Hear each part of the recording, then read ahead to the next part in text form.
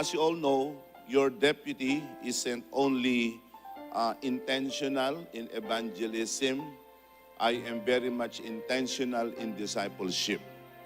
That is the reason bakit ako sumulat ng dalawang aklat na talagang nagbibigay diin sa pagtuturo sa mga bagong mananampalataya na manatili sa paglilingkod. I also created a special program with the intention to create disciples. I call it the matrix of discipleship. The matrix of discipleship are those components of successful discipleship.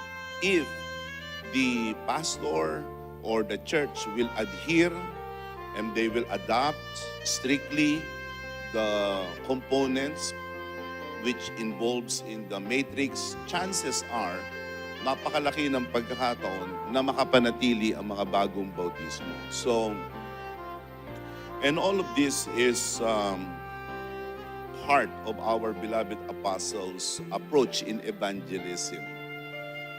Our apostle is passionate about evangelism just as he is very methodical. Very methodical is our apostles' approach in evangelism. And he created a system, and he even,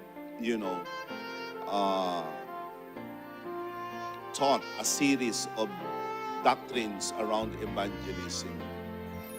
It was the apostle who coined and described evangelism as the last program of the church. Yan ang tawag ng ating mahal na apostol sa ebanghelismo, ang huling programa ng iglesia bago dumating ang Panginoon.